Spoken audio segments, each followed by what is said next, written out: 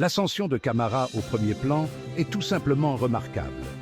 Il a récemment fait la une des journaux avec son voyage controversé en France.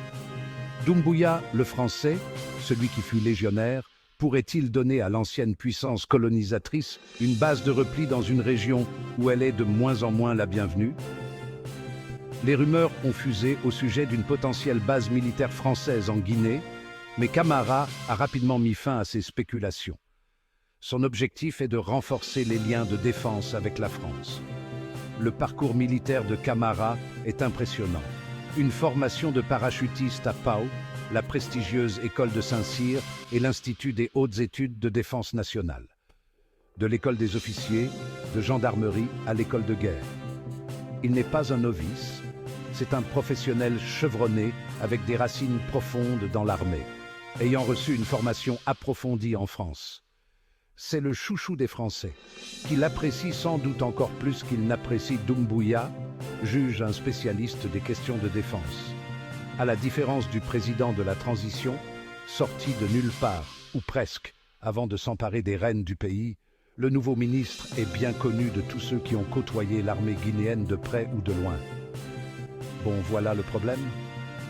Nous avons un haut gradé de l'armée guinéenne qui pourrait avoir une seconde allégeance avec une puissance étrangère.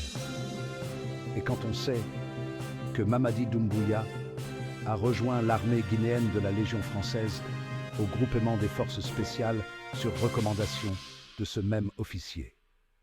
Voilà, nous avons le plus français des militaires guinéens à la tête du ministère de la Défense.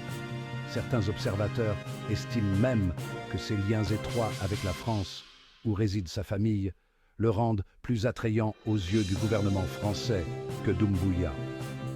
Cette familiarité a engendré une confiance profonde et a consolidé sa position au sein du gouvernement de transition. Mais son influence ne se limite pas à ses connexions. Alors, quel avenir attend Camara? Son chemin semble étroitement lié à la trajectoire de la Guinée vers la stabilité et la paix. Mais voilà, cet homme radie de l'armée des officiers et militaires guinéens pour que son poulain, le général Doumbouya, s'éternise au pouvoir.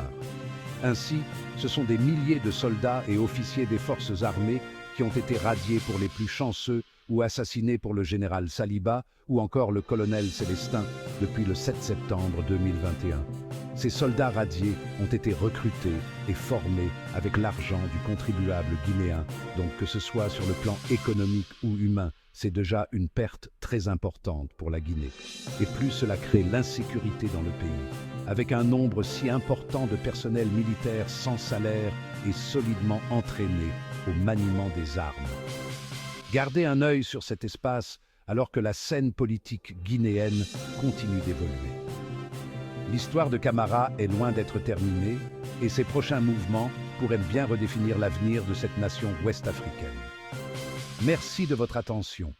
Si vous avez trouvé cet aperçu intéressant, n'oubliez pas d'aimer et de vous abonner pour des explorations plus approfondies des dynamiques politiques dans le monde.